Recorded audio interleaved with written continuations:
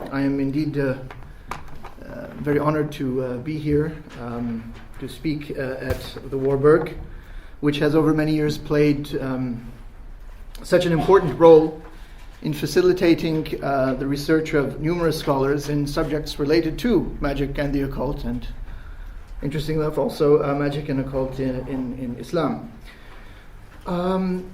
To proceed,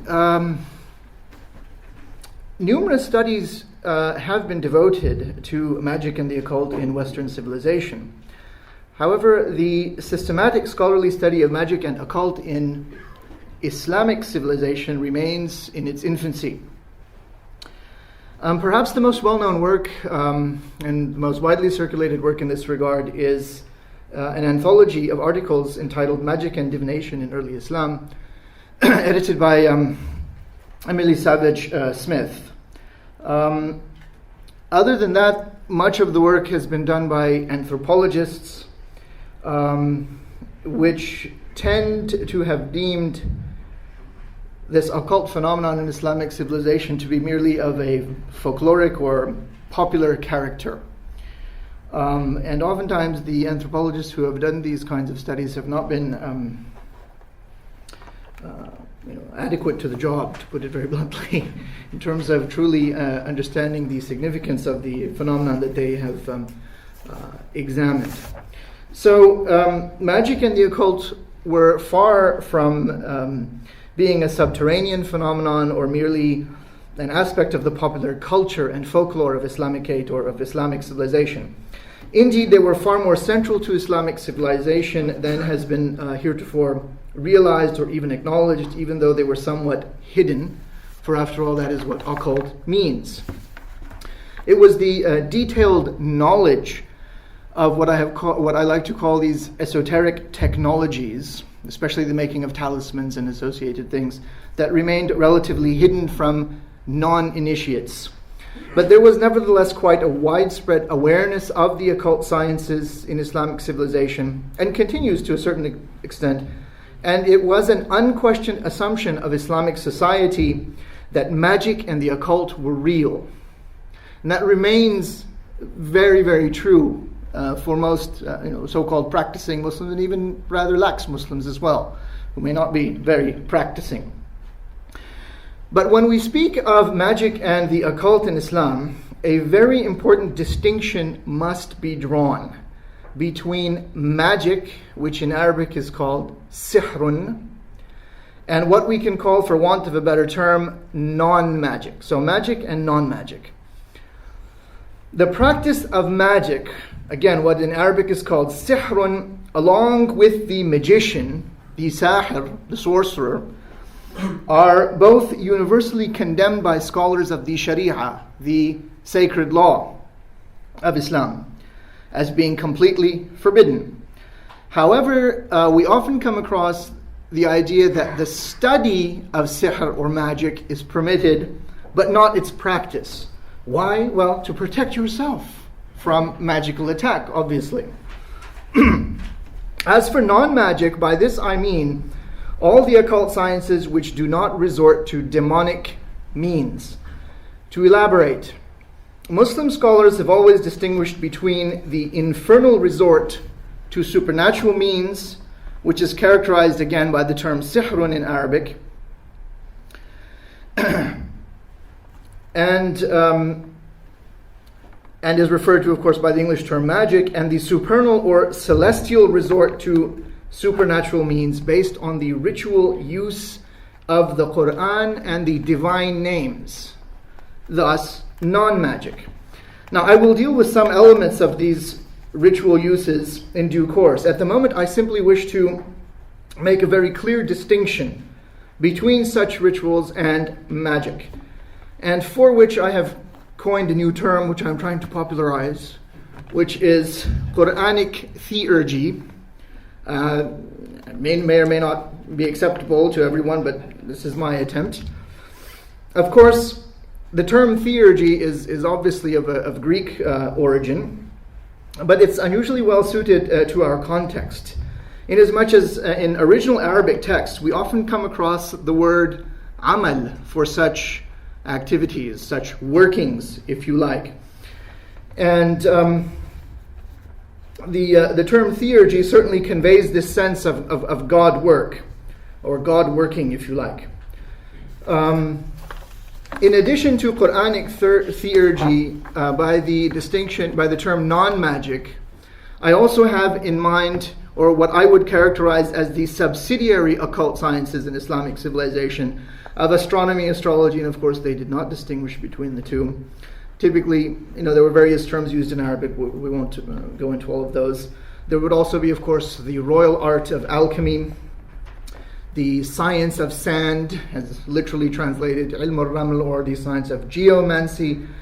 And finally, the most quintessentially Islamic of the occult sciences, ilm al-jafr, which really can't translate into English in terms of a one-word translation. I would characterize it as the science of the symbolism of the Arabic letters in all of their dimensions. In other words, their idiophonic dimension of the oral with an O and oral with an AU symbolism, ideographic, visual symbolism, and arithmological dimensions as well, a kind of mathematical symbolism, numerical symbolism. This science of ilm al-jafr is the very pith and marrow of Quranic theurgy, as well as being thoroughly integrated with all of the aforementioned subsidiary occult sciences. The premier practitioner and theorist of this Quranic theurgy is our man Ahmed ibn Ali al-Buni. And for him, this theurgy is certainly not magic, and he is certainly not a magician. And we continually come across him being described as a magician and a practitioner of magic. So, for example, one of the famous scholars who has written about al-Buni is someone named, a very eminent scholar. I respect him very, very deeply. I've met him. I've communicated to him my concerns. Professor Jan Just Whitcomb of Leiden. Also, one of his papers refers to him in the very title as the Egyptian magician al-Buni. Noah Gardner, a young and upcoming scholar, also uses magician, magic, etc., etc. But al-Buni is not a magician in the sense that he is not practicing sihr. On the contrary, his theurgy is an hieratic art, an occult technology, if you like, based on the divine names. That is to say, on the characteristically Sufi practice of the intense invocation of the names of Allah, the names of God in Islam. Magic, sihrun, on the other hand, involves the pressing into service or even direct invocation of infernal beings, of demons, typically, whose domain is the sublunary realm. It is thus that I propose that instead of magic and magician, we employ theurgy and theurgist instead.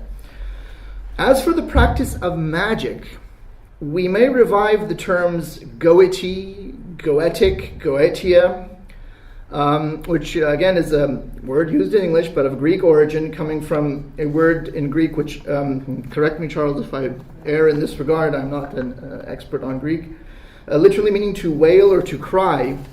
And according to the OED, the Oxford English Dictionary, was used in English to mean witchcraft or magic, performed by the invocation and employment of evil spirits, necromancy. My understanding also is that the late Platonist Iamblichus, about the 4th century of the Common Era, made much of this distinction between theurgy and goetia in a famous treatise he wrote on the theurgy of the ancient Egyptians, Chaldeans, and Greeks. And it's also my understanding, and there are eminent experts on this field here, so please, I beg your indulgence if I have erred. It is also my understanding that the Renaissance Platonist Pico della Mirandola also upheld such a distinction in his works. At any rate, the use of such terms in the context of cognate phenomena in Islamic culture is, in my view, eminently reasonable.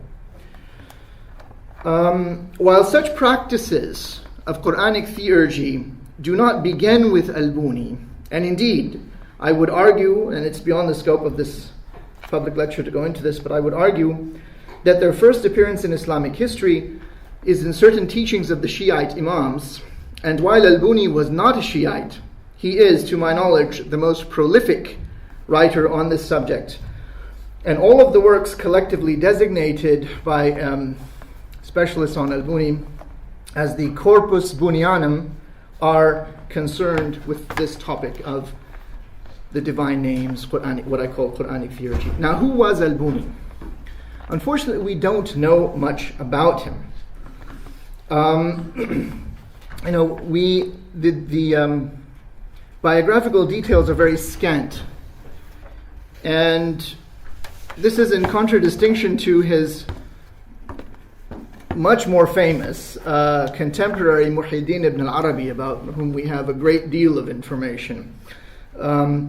But Al-Buni, we don't have a lot of information. All we really know is that he was supposedly born, and almost everything we say about his biography has to have a bit of a question mark. Supposedly he was born in a place called Buna, which is the present-day Annaba in Algeria, northeastern coastal Algeria. In fact, he flourished in Egypt and allegedly, hence the question mark, died in 622 of the Hijrah, 1225, excuse me, of the Common Era. That's very strange, considering the considerable fame he enjoys today, that he wouldn't have left much of a trace in the biographical dictionaries. Muslims were obsessed with writing biographical dictionaries, and we don't really find much about him.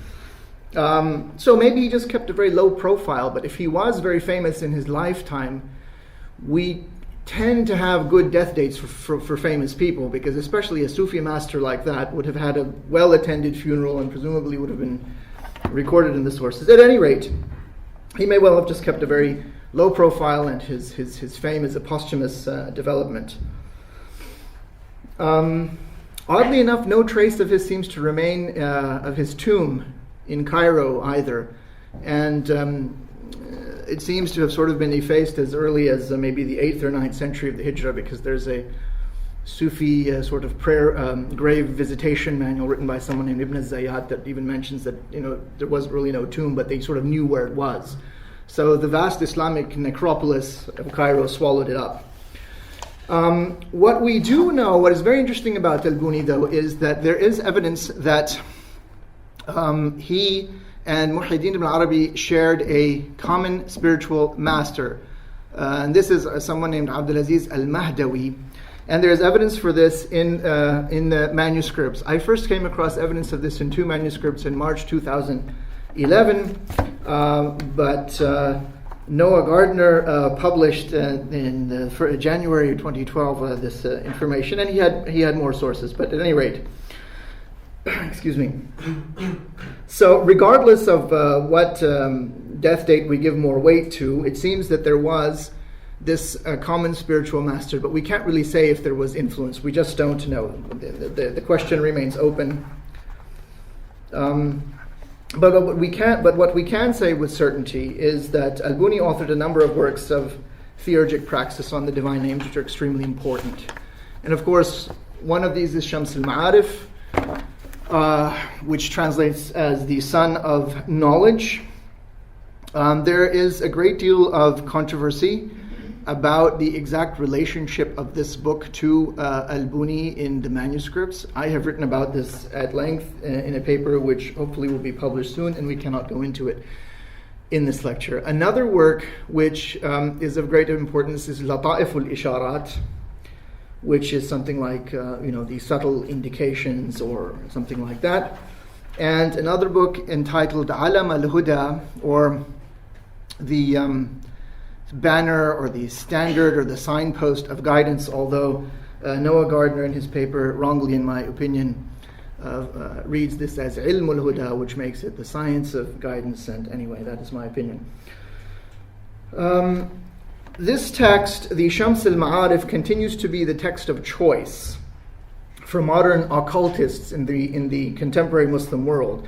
And I have seen translations in Urdu, modern Turkish, and Indonesian, and I'm sure others exist, but I've seen those for sure. And it held and continues to hold pride of place in Islamic occultism, much more so than the Picatrix, the Ghayatul Hakim, which is obviously a text with which scholars of Western esotericism are very, very interested, and rightly so. And of course, the edition was published here at the Warburg and so forth.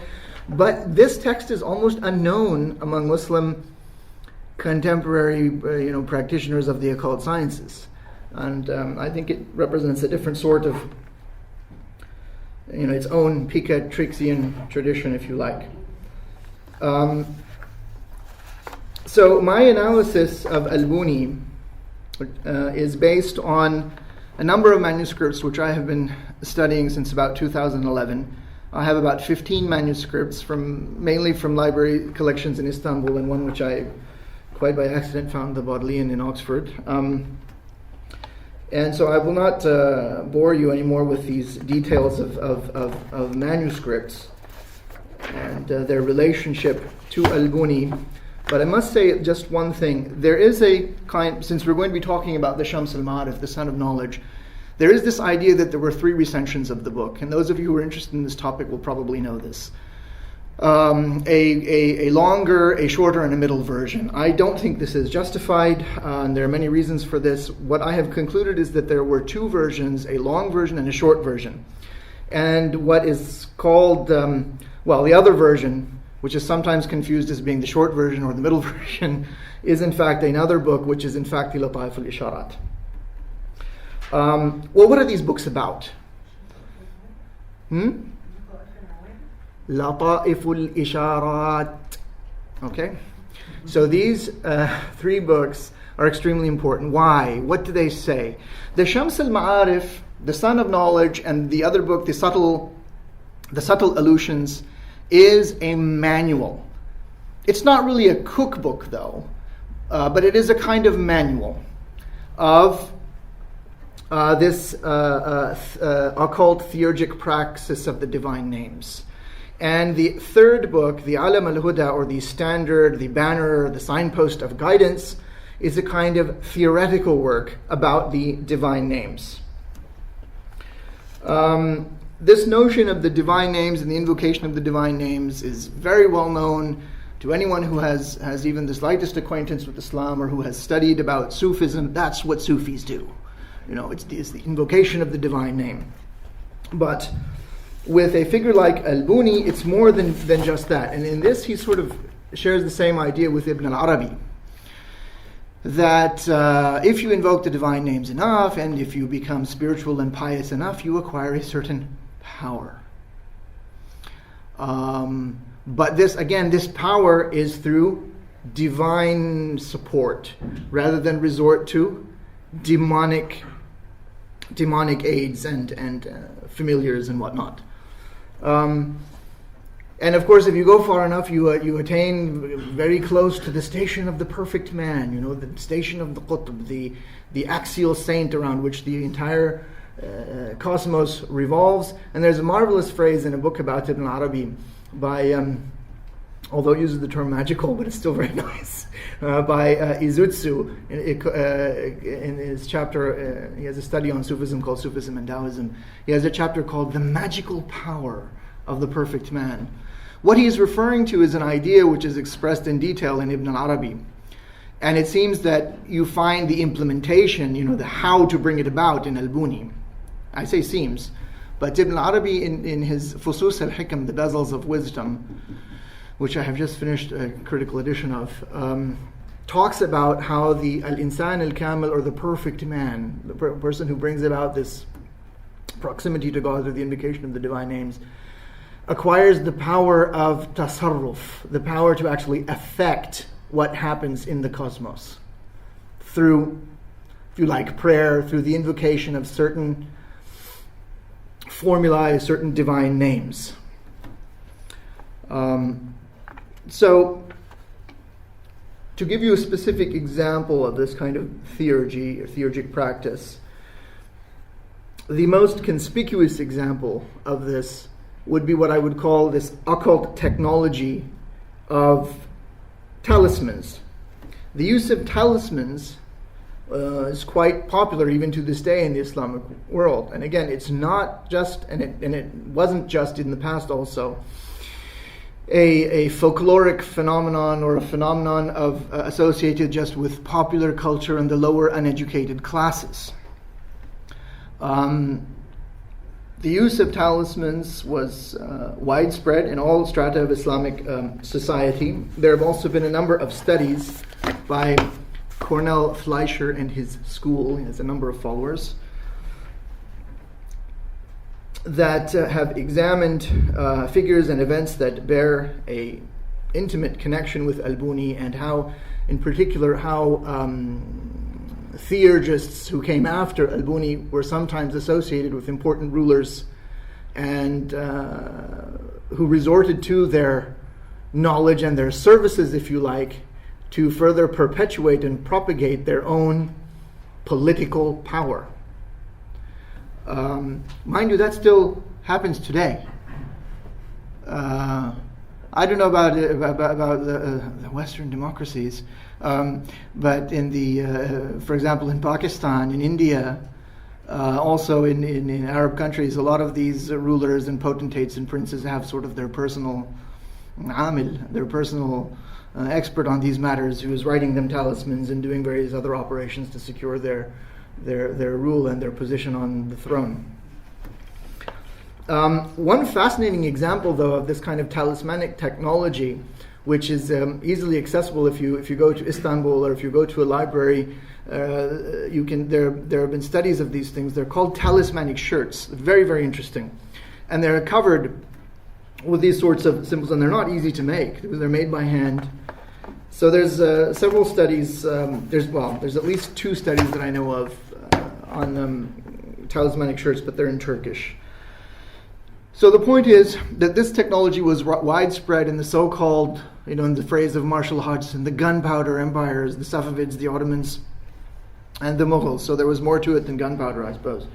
And oddly enough, it seems that Al-Buni himself was associated with an Ayyubid prince who would become Al-Malik al-Salih, famous person in the dynastic history of Egypt. But what exactly is involved in these talismans? I mean, we have studies by Fleischer and so forth about, but what was really involved in actually making them, if you want. Surely people are curious how this was actually done. Well, if you want to understand it, there is a cosmology behind it. And Al-Buni's cosmology is based on the well-known geocentric system, which has been known for most of humanity before Copernicus. But he differs somewhat in his incorporating the Arabic letters, the letters of the Arabic alphabet, into his system. And here also he has much in common with Al-Buni. Now again, he and Ibn al-Arabi are not the first people to talk about the symbolism of the Arabic letters. There are predecessors. You find it in the Rasail of the Ikhwan al-Safa. You find, in terms of immediate historical antecedents to Al-Buni and Ibn al-Arabi, you find people like Ibn Qasi, Ibn Barrajan, etc. And again, you find often a manifestly Shiite pedigree for this sort of esoterica. So, among the manuscripts which I consulted, about 8 of them deal with this Ptolemaic cosmology as the preamble to the book. And in fact, the shorter version of the Sun of Knowledge, the Shams al-Ma'arif, spells out this cosmology quite clearly. So we have a geocentric cosmos of concentric spheres. Its outermost realm is the alam, the world of the divine throne, al-arsh, followed by the realm, the alam of the divine pedestal, al-kursi, followed by the sphere of Saturn, which supports the sphere of Jupiter, which supports that of Mars, and so forth, all the way down until the moon. Then, of course, you have the sublunary sphere. Then you have the spheres of the various 4 elements, and of course, the motions of these spheres causes this agitation, which brings about alam al-kawni wal-fasad, the realm of generation and corruption. Al-Buni also associates with each of these planets, these kawakib in Arabic, a various awfaq. Awfaq is the term I prefer, but in English usually it's said magic square. Basically, it's a square array of numbers that sums up to the same constant, whether summed horizontally, vertically, or diagonally. And the smallest possible magic square is a 3 by 3. So the 3 by 3 is, so we have a 3 by 3, we have the 4 by 4, and so forth. And usually the 3 by 3 is associated with the moon, but sometimes it's associated with Saturn. So there are all of these different associations. And in these works also there is a conscious attempt to obfuscate and hide what is being presented. There are intentional mistakes in these manuscripts, and also in the earliest published editions and modern editions as well, to safeguard this knowledge and keep it occult, and also to protect people from harming themselves and others. So when Al-Buni is writing about this, he will use terms which could be confused by someone. For example, he'll refer to the 3 by 3 as a muthallath. Now, muthallath in Arabic can mean triangle, but it can also refer to, it's not anything that has three associated with it. So he means, of course, a 3 by 3 square. But then, if he talks about a 7 by 7, he'll say musabba'. Now, someone might think, if they don't know, they might make the mistake of associating those words with the associated regular polygons. Thank you. Polygons, yes. So there's also a correspondence with the Arabic letters, and he has correspondences of certain Arabic letters with each of these 7 planets of the ancients. But he also, once you get into the sublunary realm, when we're talking about the moon is also, its motion is divided into these 28 lunar mansions, and this is something also very well studied phenomenon, in other systems. For example, in Vedic or Hindu astrology or astronomy, you have 27. Chinese have 28. But all it comes down to is dividing up that same 360 degrees in a certain way. And it's basically about 12 degrees, but we don't have to go into all of the math and all of this. But what is relevant for our purposes is that Al-Buni says that each of these 28 mansions of the moon, each one is associated with a particular letter of the Arabic alphabet. So there are 28 letters in the Arabic alphabet. And these mansions of the moon are mentioned in the Quran. In the famous Surah Yasin, chapter 36, says, وَالْقَمَرَ قَدَّرَنَاهُ مَنَازِلَ حَتَّى عَادَ كَالْعُرْجُونِ الْقَدِيمِ. So it's mentioned in the Quran as well. Now these 28 mansions of the moon then correspond with the letters of the alphabet. Furthermore, there is a one-to-one correspondence between numbers and the letters of the Arabic alphabet as well. And the way that works, I think I have a chart. So now we're finally going to use the computer here. Yes. This is how it works. This is a familiar system. You find a phenomenon like this kind of letter mysticism also in the Jewish Kabbalah. Of course, there it's somewhat different because you've got, 22 letters in the Hebrew alphabet, and there's certain letters that are at the end, and then you put those all together and it works out. But in Arabic, since there's 28, it works out very nicely. So you have the ones, and then you have another sequence beginning with ya, which is over here. Then you get the tens, and then with qaf, you'll end up with the hundreds, and then you work through the hundreds, and ghain is 1,000. That is the system which is used in most of the Islamic world. In North Africa, there's a slightly different system. And strangely enough, in some manuscripts, and Al-Buni was from North Africa, you find the Maghribi system or the North African system being used. So, another question for further research. This is not a talisman, what I'm bringing up on screen right now, but rather this is a diagram from the longer version or recension of the Shams al-Ma'arif, the Sun of Knowledge, which expresses what is in the shorter version, but in the form of a diagram. And so on the outside, the outermost, circle, you have the 28 mansions of the moon, the names of the mansion. Each one has a name. Then you've got the Arabic letters in the next circle. And then you have the 12 signs of the zodiac. So you can see where it says, it's spread across too, it says Haml in Arabic, that's Aries. And then it'll work all the way through, all the way back, to the end of the list. Then you've got the names of the months according to the solar calendar that's used in, the older names like Ab and Elul and Tishrin and so forth. And you've got the seasons there as well. In the innermost circle, it would divide it into 4 quarters. I'm quite fond of this diagram. It's very well executed. So this is the whole symbolism that's involved. Now, Al-Buni doesn't actually begin his discussion of these magic squares with the simplest magic square, which would be the 3x3 magic square, or wifq. But on the contrary, he begins with the 4x4 magic square. And this magic square he associates with the Arabic letter Dal, which in that chart of numerical correspondences, Alif, Ba, Jim, Dal, it equals 4.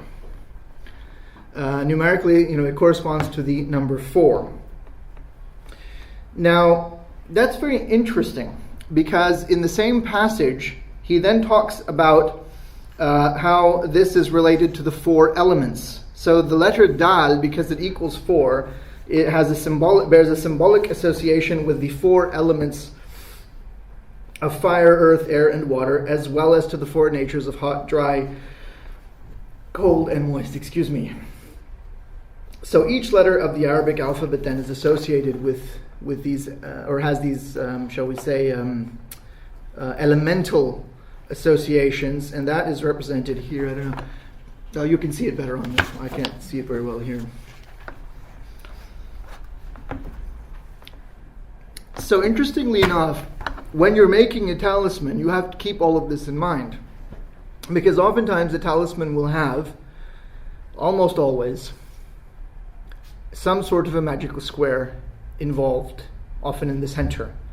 And so you have to construct it properly. So the numbers in each magic square may also be arranged according to 4 different sequences, also corresponding to the 4 elements. Now that's because certain cells in the square are associated with certain elements. There are certain elemental associations with the actual spaces in the grid which you would be filling in. Now, I didn't find, again, I'm not an expert on Western esotericism and magic, but it doesn't seem to be that distinction is there, at least in Agrippa, at least the translation that I have. It doesn't seem to, or maybe he's left it out, this occult knowledge, so maybe he's keeping that secret, I don't know.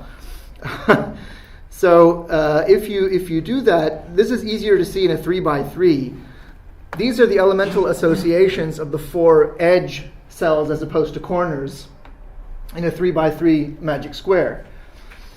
And on that basis, then, there are 3 ways or sequences whereby to fill the square. So if you start with 1 here, then you've got to put 2 down here. And of course, you could have the up to mirror reflection. So you would have it would still be based on fire. So this square is associated with the element fire, because the number 1 is at the top in the fire position.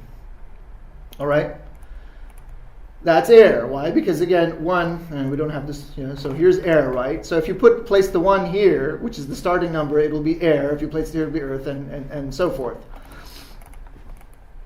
So you have the same you have a similar situation. It's actually a different situation with the 4x4. In the 3x3, you've got less things to work with. So either you go with these parts or you go with the corners. If you go with the corners, mathematically it won't work. That is just a mathematical truth. With the 4x4, it's far more versatile, and every cell has associated with it an elemental association.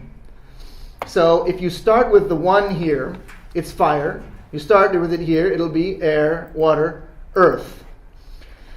Now, we're not going to go into all of the math, but what typically they would do is, let's say you have a 3x3.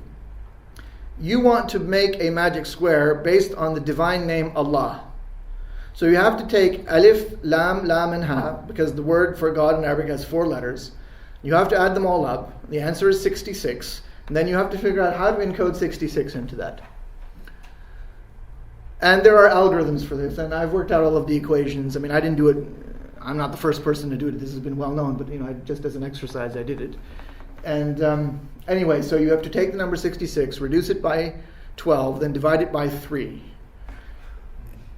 And that's not arbitrary. That's the only way to figure it out. And then you would begin, and you would put the first number that would result, for example, here, and then it would be according to the element of air. Well, how do you choose? Well, what you have to do is let's say you're making it for a person, right? So you have to take that person's name, and usually you take the mother's name as well. Figure out what the value is. You add them up, then you do another operation, and then you determine which element that name plus the mother's name corresponds to, and then you choose the appropriate square. Okay. So the 4x4 though is much easier to work with, because what really happens is, a quick way to check is you could take any number, and if you want to find out if you can construct a 3x3, it's basically got to be divisible by 3, otherwise it won't work. If it's not, certain quotients, when you have a remainder, can be adjusted, but sometimes they cannot. And with a 4x4, you can almost always fix the problem. And so oftentimes the 4x4 would be employed in making talismans, especially if the talismans involve the divine names. Why? Because if you study this diagram in figure 4 very, very carefully, then you will find that the 4 elements are spread throughout the 16 cells in a very ingenious way. And so it's very, very balanced. And it's a much safer, they say, I don't really know, safer one to use than the 3x3 for talismans of this sort, especially those involving the divine name. So why don't you contemplate that for a while? And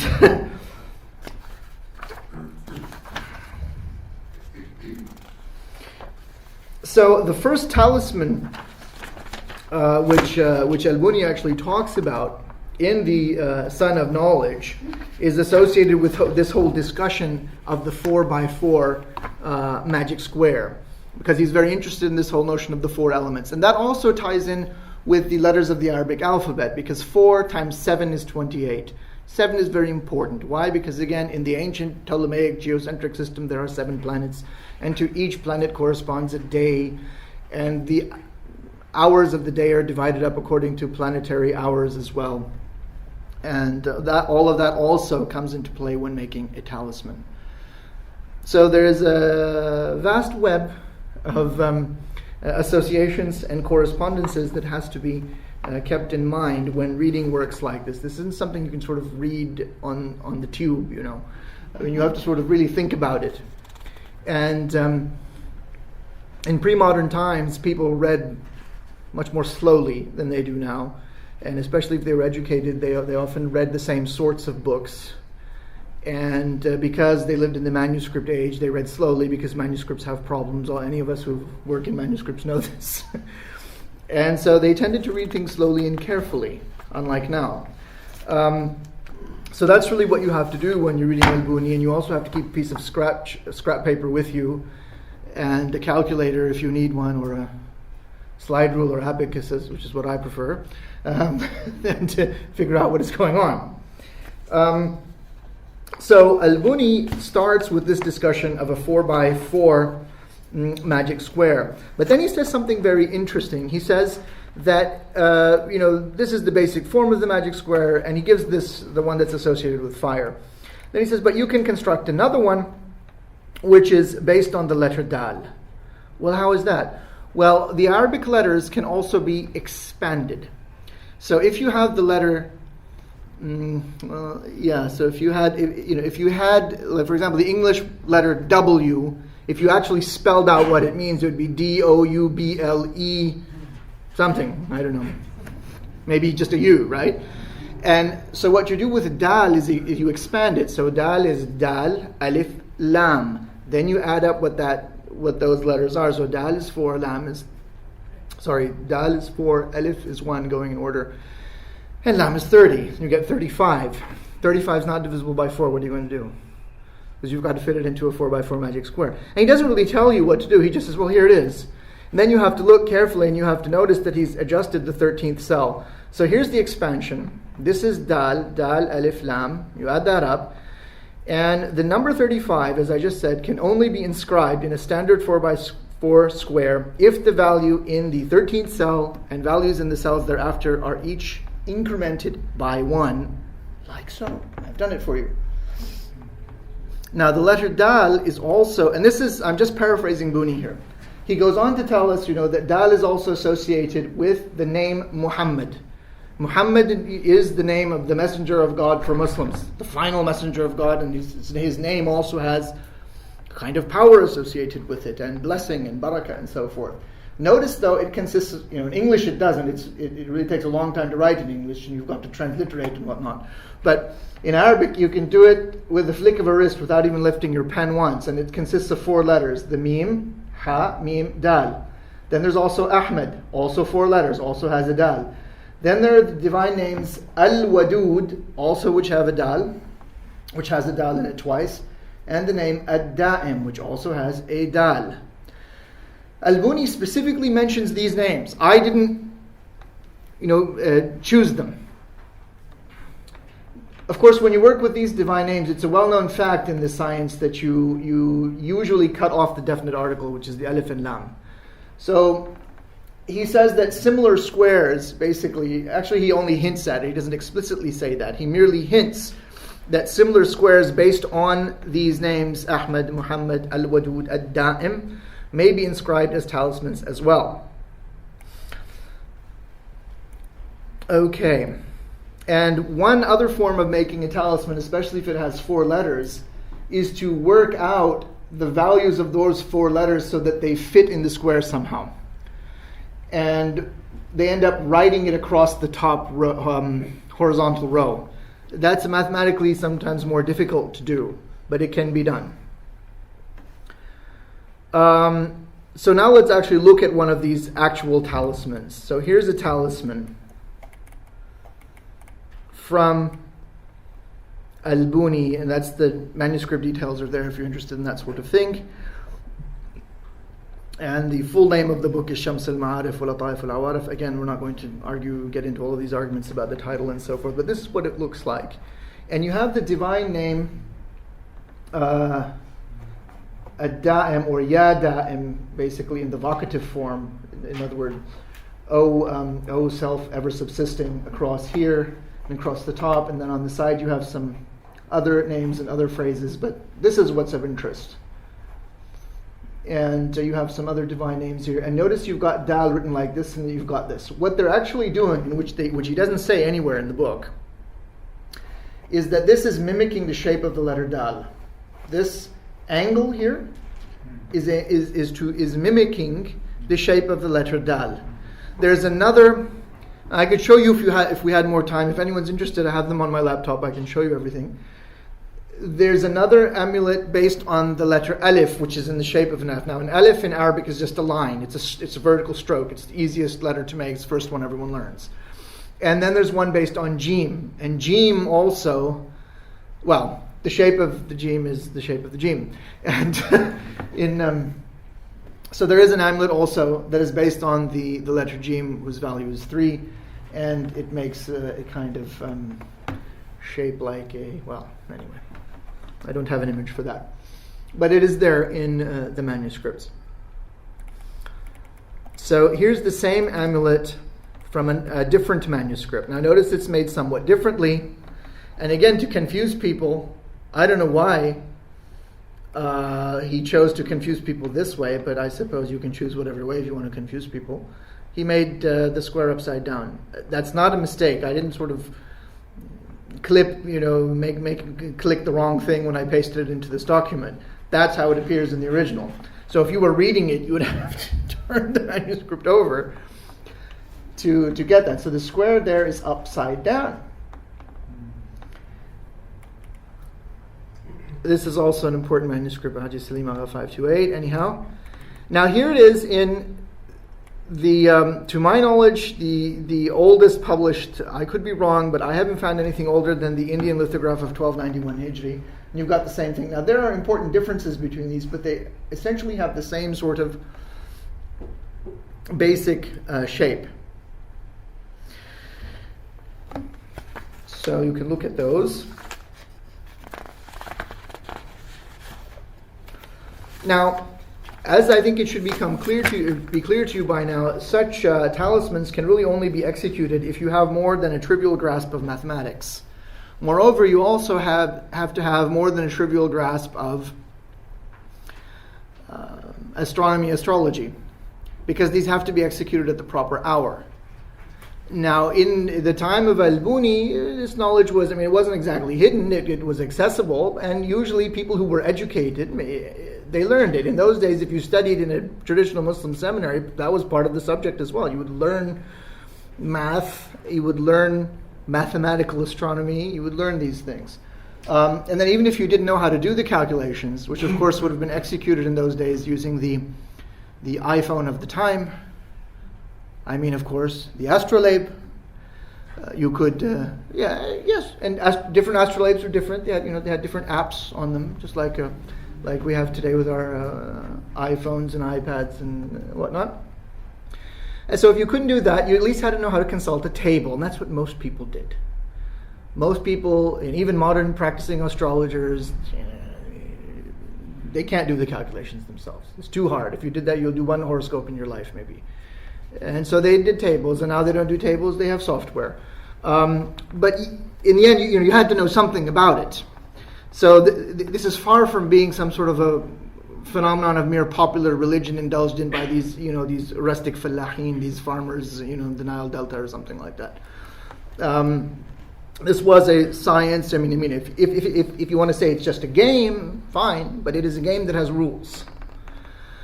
So you might ask, well, how does it make that different from magic? I've made a distinction between magic and non-magic. It may look the same. It may appear that they're doing similar things, but they're not. Someone asked me to explain that to them, and that's what I said, and they didn't like it. So I said, well, it would be something like, it looks the same, but it's not. And it's like if we say that theurgy is magic, it's somewhat akin to the account of a cricket match by a baseball correspondent. And I like that example, but it's not mine. I stole that from Bernard Lewis, and heard that from him way back in the day. A very different sort of area of investigation than what we're dealing with now. So there are two games, right? They use these wooden sticks, and they have these round objects which they hit around, but it's very different in what's happening. All right. So the square, the magic square, which is in the center of the first talisman, and these are all examples of the first talisman. We're talking about the magic square at the center. In all of these examples, in these two manuscripts and the published version, these are the first one is incorrect, and that's also clearly intentional. I think we're almost out of time, so I don't want to push this any further, but suffice it to say that there were intentional mistakes, and these I could point out quite a few of them, and they can be, they can be solved up based on a knowledge of mathematics. So just to conclude, what I would like to say is that when talking about this phenomenon in Islamic civilization or Islamicate civilization, we must distinguish it from magic.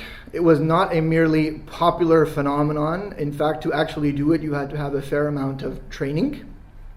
And that these works have intentional mistakes in them as well. But if you have some basic understanding of mathematics and, of course, knowledge of Arabic and so forth, these kinds of things can be understood, and these talismans can in many cases be reverse engineered. So I hope that you have gotten something out of this presentation. I appreciate your patience, and if there are any questions, I would be more than happy to deal with them now. Thank you.